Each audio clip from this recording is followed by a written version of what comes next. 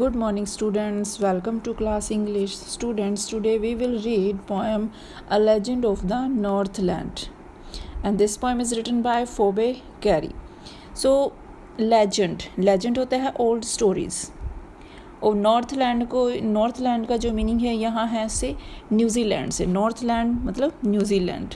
तो जो पोएम है वो एक न्यूजीलैंड की एक छोटी सी कहानी के बारे में हमें बताती है. So a legend of the northland is a ballad. ये तो था पोएम के बारे में कि हमें पोएम के बारे, लेकिन ये जो अब पोएम के बारे में कि अ लेजेंड ऑफ द नॉर्थलैंड क्या एक बैलेड है. ये जो पोएम है उसका जो पोइट्री वर्स है वो क्या है, बैलेड है. A ballad is a form. A ballad क्या होता है, वो एक ballad is a poem narrating a story in short stanzas. जैसा कि आप देखते हो कि जो स्टोरी छोटे छोटे स्टैंजर्स होते हैं पोएम के, आप पढ़ते भी हो, रीड करते हो, तो वो जो पोएम है वो बैलेड है जो स्टैंजर्स के फॉर्म में, छोटे स्टैंजर्स की फॉर्म में बताई गई है. Ballad are the part of folk culture और popular culture and are passed on orally from one generation to the next. अब बैलेड क्या होता है कि बैलेड एक कल्चर होता है, फोक कल्चर और पॉपुलर कल्चर किसी भी सोसाइटी का, popular culture of any society जो पास्ट होता है ओरली, जिसको बोल के बताया जाता है, जैसे सॉन्ग के थ्रू बताया जाता है, और वो सॉन्ग के थ्रू एक जनरेशन से नेक्स्ट जनरेशन तक कैसे पास होता है, तो वो होता है बैलेड. कि हम किसी भी हमारी सोसाइटी के जो पॉपुलर कल्चर होता है उसको ओरली एक जनरेशन से दूसरी जनरेशन तक पास करना, उसको बोलते हैं बैलेड. तो स्टूडेंट्स, ये जो पोएम है हमारी a legend of the Northland, तो जो पोएम है वो क्या बताती है हमें. This poem tells an incident from Saint Peter's life. कि जो पोएम है वो हमें सेंट पीटर की लाइफ के बारे में बता रही है कि उनकी लाइफ में क्या इंसिडेंट हुआ, उसके बारे में बताती है. So students, let's start the poem. Away, away in the northland, where the hours of the day are few and the nights are so long in winter that they cannot sleep them through. So away, away कि दूर दूर Northland में, New Zealand में, where the hours of the day are few. Hours of the day means दिन, जो दिन होते हैं, जो दिन के घंटे होते हैं छोटे होते हैं, मीन्स जो दिन होते हैं वो बहुत ही छोटे होते हैं. कि नॉर्थलैंड में बहुत दूर दूर जहाँ पर जो दिन होते हैं बहुत छोटे होते हैं, फ्यू होते हैं, कम होते हैं. And the nights are so long in winter. और जो रातें होती हैं विंटर की, सर्दियों की, बहुत ज़्यादा लंबी होती हैं, बहुत लंबी हो जाती हैं. That they can not sleep them through. अब जो पर्सन होते हैं वो पूरी रात सोकर नहीं बिता सकते. Can not sleep them through, उन रातों को सोकर नहीं बिता सके. इतनी लंबी जो रात होती है वो उनको सोकर नहीं बिता स्पेंड कर सकते. When they harness the swift reindeer to the sledges when it snows and the children look like bear's cub in their funny furry clothes. अब नेक्स्ट क्या बोला कि where they are harness the swift reindeer. Harness का होता है जोतना. Harness means जोतना. अब स्विफ्ट का मतलब होता है तेज गति से चलने वाले. रेंडियर, रेंडियर आपको पता है कि जिनके जो लंबे लंबे सींग वाले जिन हिरन होते हैं, डियर होते हैं, उनको क्या बोलते हैं, रेंडियर. स्लेज, स्लेज मीन्स जो एक गाड़ी होती है बिना पहियों की, जो बर्फ़ पर चलती है और जिसको उसके मतलब पहियों जो उसके व्हील्स होते हैं उनके प्लेस पर एक लंबी लंबी लकड़ी की फट्टियाँ लगी होती हैं, उन्हें बोलते हैं स्लेज, ताकि वो ईज़िली बर्फ़ स्नो पर अच्छे से वो स्विफ्टली चल सके. तो where they harness the swift reindeer, कि वो जो तेज रेंडियर, जैसा कि आपको पिक्चर में भी थोड़ा एज अ कार्टून उसमें दिखाया गया है आपको कि जो ये है वो रेंडियर है, कि कैसे वो स्लेज को खींच रहे हैं. कि वो जहाँ where the harness the swift reindeer, कि जब बर्फ़ पड़ती है, कि व्हेन इट स्नो, कि जब बर्फ़ पड़ती है तो लोग अपनी जो स्लेजेस होते हैं, बर्फ़ पर चलने वाली गाड़ियाँ होती हैं, उनको खींचने के लिए रेंडियर जोत लेते हैं. कि जब जो रेंडियर है उन गाड़ीज़ में, उन जो स्लेजेस होती हैं उनकी बर्फ़ पर चलने वाली गाड़ियों में जोत लेते हैं उन रेंडियर्स को. And the children look like bears cub, और बच्चे फिर अपने क्या कर लेते हैं, बियर की तरह दिखने लग जाते हैं. चिल्ड्रन क्या होते हैं, बियर के, जैसे बियर के, भालू के बच्चे हों, भालू के बच्चे जैसे उनके ऊपर काफ़ी बाल होते हैं, फर वाल उनके बच्चों की तरह लगने लगते हैं जो चिल्ड्रन होते हैं। ऐसा क्यों? क्योंकि बर्फ़ पड़ी होती है, ठंड की वजह से बच्चों को मोटे मोटे क्लोथ्स डालने पड़ते हैं, तो वो बच्चे कैसे लगते हैं, बियर कप की तरह, इन देयर फनी फरी क्लोथ्स। और बच्चे फिर क्या कर लेते हैं, कपड़े पहन लेते हैं और वो देखने में कैसे लगते हैं, वो बहुत ही फ़नी और फरी क्लोथ्स, जो फर वाले क्लोथ्स हैं उनको पहनकर बच्चे बड़े फ़नी दिखने लगते हैं। They tell them a curious story. I don't believe this true, and yet you may learn a lesson if I tell the tale to you. Next हमें क्या बताया गया है कि जो थर्ड स्टैंजा है उसमें एक स्टोरी के बारे में बताया गया है, और ये जो स्टोरी है मैंने स्टार्टिंग में बताया आपको कि सेंट पीटर के बारे में, उनकी लाइफ के बारे में है, कि they tell them a curious story, कि उस समय क्या, जब सेंट पीटर धरती पर रहा करते थे, धरती पर घूमा करते थे और लोगों को क्या देते थे, उपदेश देते थे, कि यहाँ के लोग बच्चों को एक अजीब कहानी सुनाते थे। They tell them a curious story. दे किन्नी बोला गया है यहाँ पर, जो न्यूजीलैंड के पीपल हैं, कि वे अपने बच्चों को क्यूरियस सी स्टोरी सुनाते हैं। I don't believe this true. Poet, जो पोइट है, उन्होंने क्या बोला है कि मुझे नहीं लगता कि ये जो कहानी है कि वो सच्ची कहानी है। डोंट बिलीव दिस ट्रू, कि ये मुझे नहीं लगता कि ये सच्ची कहानी है, कि कहानी सच्ची नहीं है। And yet you may learn a lesson, लेकिन फिर भी हम इसे एक सबक सीख सकते हैं, कि इस स्टोरी के थ्रू हम एक सबक सीख सकते हैं। If I tell you the tale to you, tale यहाँ पर स्टोरी को बोला गया है कि अब हम अपनी कहानी, मैं तुम्हें ये कहानी, अगर मैं आपको भी ये कहानी सुनाना शुरू करूं, कि मैं आपको कहानी बताता हूं कि कहानी किसके बारे में है, जो पोइट है वो बोल रही है। Once when the god Saint Peter lived in the world below and walking about it preaching just as he did you know। अब पिक्चर में जो दिखाई दे रहे हैं उनको एज अ सेंट पीटर के फॉर्म में दिखाया गया है, कि उस समय की बात है कि वंस जब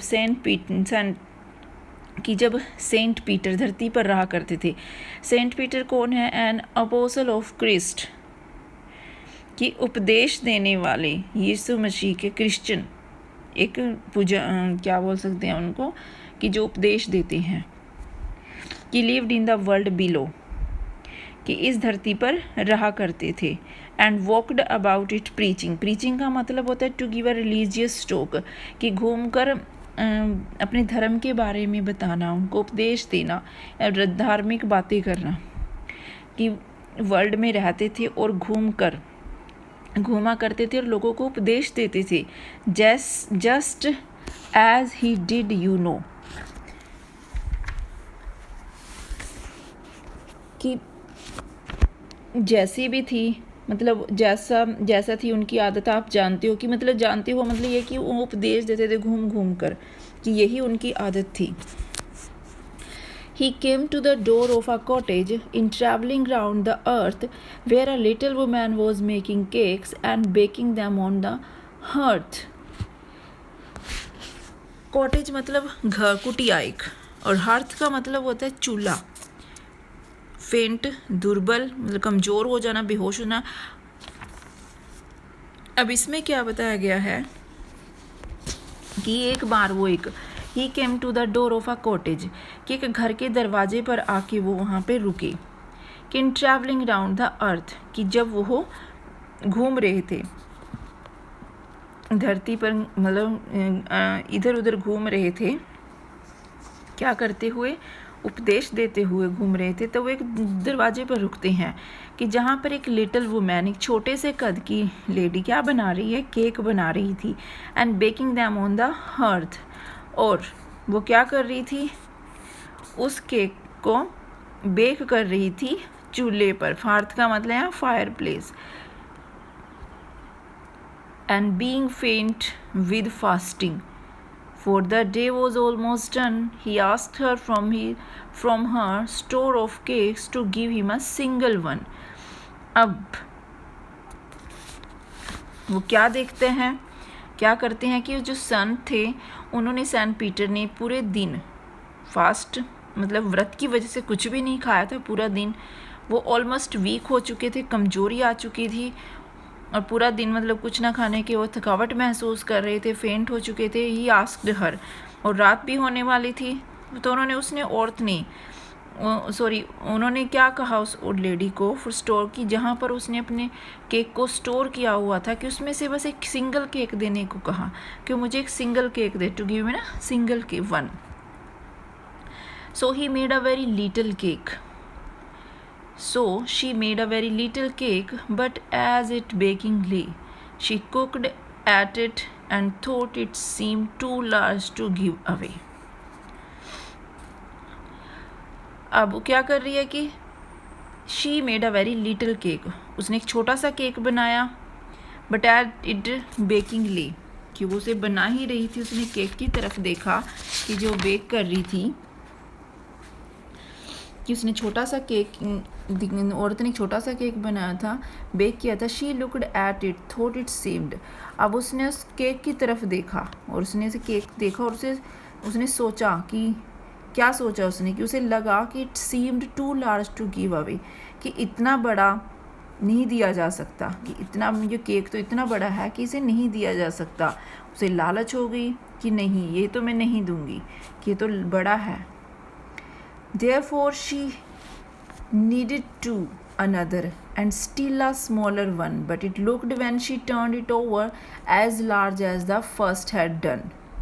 इसीलिए उसने क्या किया, नीड का मतलब होता है to make dough from flour another, कि दूसरा आटा गूंदना, कि इसलिए उसने दूसरा और आटा लिया और उसे गूंधा.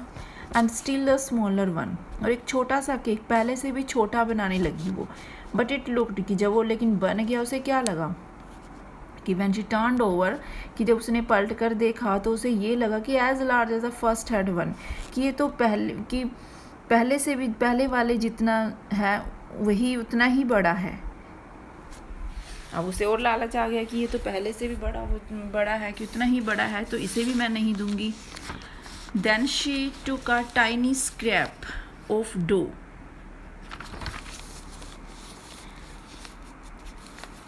and rolled it flat and baked it thin as a wafer, but she could not part with that. Scrap का मतलब होता है छोटा सा टुकड़ा, डो का, गूंदा हुआ आटा बोलते हैं डो को, छोटा सा टुकड़ा. वेफर का मतलब होता है कि पतली रोटी का बिस्किट, एक पतला सा वेफर, छोटा सा बिस्किट टाइप, लेकिन उसकी जो लेयर होती है बहुत ही थिन होती है. अब वो क्या लिया उसने, फिर से छोटा सा आटा लिया गूंधा हुआ, स्मॉल अमाउंट की, छोटे से अमाउंट में. टाइनी स्क्रैप का मतलब होता है स्मॉल अमाउंट, छोटे से अमाउंट में आटा गूंधा हुआ का छोटा सा टुकड़ा लिया. एंड रोल्ड इट फ्लैट, उसे रोल किया, बार बार रोल किया उसे, और उसे फ्लैट कर दिया, चपटा कर दिया. And baked it thin as a wafer, और उसे इतना मतलब पतला किया, एक वेफर की तरह, छोटे से पीस की तरह, बिल्कुल थिन लेयर की तरह उसे बेक करने के लिए रख दिया. But she could not part with that, लेकिन वो उसे भी नहीं दे सकी.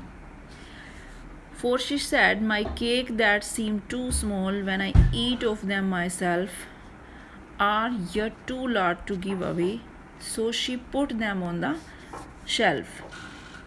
अब वो क्या बोलती है कि for she said, my cake that seemed too small, कि मेरे केक जो लगे हुए हैं बहुत छोटे हैं, क्यों मुझे छोटे दिखाई दे रही हैं. when I eat of them myself, लेकिन जब मैं उन्हें खुद खाऊंगी फिर भी वो बड़े हैं. आर या too large to give away, लेकिन वो जब मैं उन्हें खुद खाऊंगी तो मुझे छोटे लगेंगे, लेकिन अगर मैं आपको देती तो मुझे वो बड़े लग रही हैं. वो इतनी लालची हो जाती है कि वो उनको जब वो दिया जा रहा है तब भी उसे बड़े लग रही हैं. And she put them on the shelf, और इसलिए उसने क्या किया, उन केक को शेल्फ के ऊपर रख दिया, मतलब वो देना ही नहीं चाहती थी. देन गुड सेंट पीटर ग्रू एंग्री, तब इससे क्या हुआ, सेंट पीटर जो अच्छे थे वो गुस्सा हो गए. And for he was hungry and फेंट, and certainly such a woman was enough to provoke a scent. अब वो गुस्सा हो गया, उन्हें प्रोवोक का मतलब होता है किसी को गुस्सा दिलाना, प्रोवोक करना, कोज टू गेट एंग्री। अब गुड जो सेंट पीटर थे वो गुस्सा हुए, उन्हें गुस्सा आया, फॉर ही वॉज हंग्री, क्योंकि वो हंग्री थे और वो बिल्कुल कमजोरी महसूस कर रहे थे, उन्हें बहुत भूख लगी हुई थी। Surely such a man was enough to provoke, और उन्हें गुस्सा दिलाने के लिए इस औरत मतलब एक संत को, एक गुड सेंट को गुस्सा दिलाने के लिए कि उस लेडी ने ही उनको गुस्सा दिलाया था।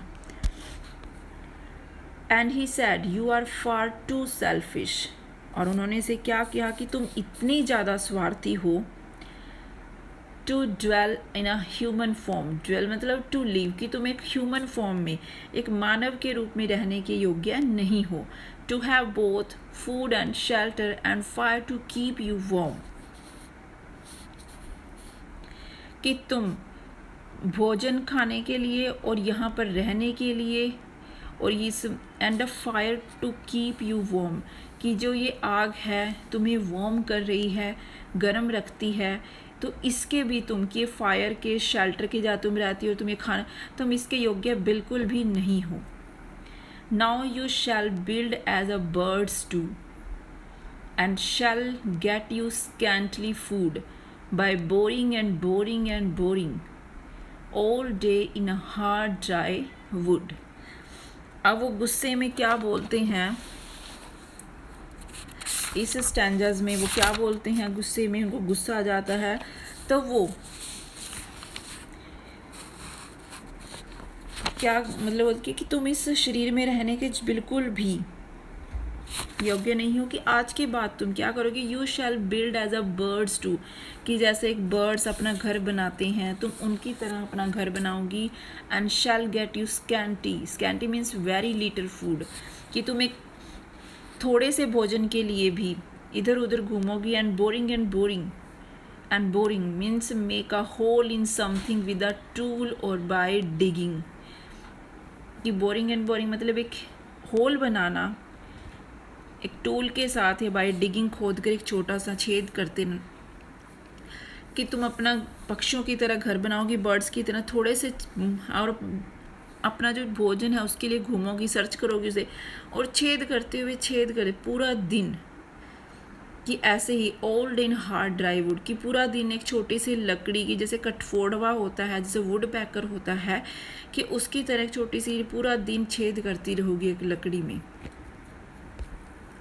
Then she went through a chimney, now speaking a word, and out of the top flew a woodpecker, for she was changing a bird। अब वो क्या मतलब उसने क्या उसको श्राप दिया कि तुम एक वुडपैकर बन जाओगी। अब चिमनी में ऊपर की ओर उठ गई वह, और एक भी शब्द नहीं बोल पाई, कि went she threw of the chimney के ऊपर उठी, और एक भी नेवर स्पीकिंग अ वर्ड, एक भी वर्ड नहीं बोल पाई। And out of the top flew woodpecker, कि ऊपर चोटी पर उड़ गया एक मतलब कठफोड़ा, जो एक वुड पैकर होता है बिल्कुल टॉप के, वो उड़ गई।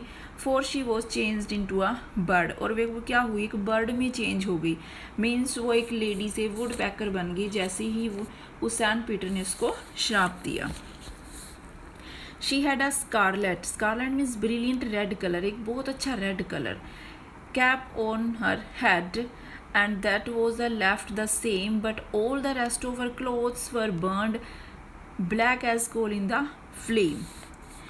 और जैसे वुड पैकर मतलब वुड पैकर के फॉर्म में वो उड़ गई। She had a scarlet cap on her, उसके जो वुड पैकर यहाँ पे बोला गया है कि उसके सिर पर एक लाल टोपी रह गई। लाल टोपी मीन्स कि उसके सिर पर एक रेड कलर की स्कारलेट रेड कलर की कैप रह गई उसके सिर पर जैसे उड़ी। And that was left the same, कि सिर्फ वही रह गई थी। But all the rest of her clothes were burned, और उसके जो कपड़े थे बचे हुए जो उसके क्लॉथ्स थे वो सारे जल चुके थे। Black as coal in the flame, कि कोयले की तरह वो जैसे काले हो गए थे, जैसे वो जल रहे थे वो कोयल की तरह काले हो चुके थे उस कपड़े जलकर। And every country country means मैं यहाँ पर belonging to the countryside rural areas, कि जहाँ पर वो रहती थी उस गांव के।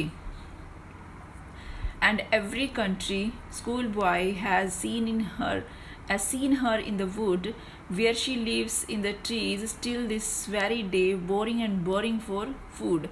और गांव के हर स्कूली लड़के ने, कि उस कंट्री का मतलब उस विलेज से है कि उस एरियाज के हर एक स्कूल जाते हैं लड़के ने, has seen her in the wood, कि उसे जंगल में देखा है, कि उसे मतलब उन्होंने वो जो अभी भी उसे लगता है स्कूल जाते हुए लड़कों कि अभी वो जंगल में है, किस जंगल में देखा है उसे। Where she lives in the tree till this very day, कि पेड़ों पर आज भी वो जंगल में रहती है और क्या करती है, boring and boring for food, और हमेशा खाने के लिए छेदती रहती है, छेद करती रहती है लकड़ियों में। कि जो सेंट पीटर ने उसे श्राप दिया था कि आज भी हमें ऐसा लगता है कि वो ऐसे ही आज भी जंगल में रहती है और हमेशा खाने के लिए छेद करती रहती है। तो एक छोटी सी स्मॉल पोएम, स्मॉल तो नहीं कह सकते, अच्छी सी इंटरेस्टिंग सी पोएम थी जिसमें एक सेंट पीटर की लाइफ के इंसिडेंट के बारे में बताया गया है कि कैसे उनको भूख लगी, लेडी के पास गए, उन्होंने उसे क्या मांगा, केक के लिए बोला, लेकिन उन्होंने नहीं दिया, उनको गुस्सा आया, फिर उन्होंने उसको, लेडी ने क्या, उन्होंने सेंट पीटर ने उनको क्या किया, एक श्राप दिया कि कैसे वो जो लेडी थी वो क्या उसमें चेंज होगी, वुड पैकर में। सो स्टूडेंट्स अच्छे से इसको रीड करना है, पढ़ना है। Student thank you.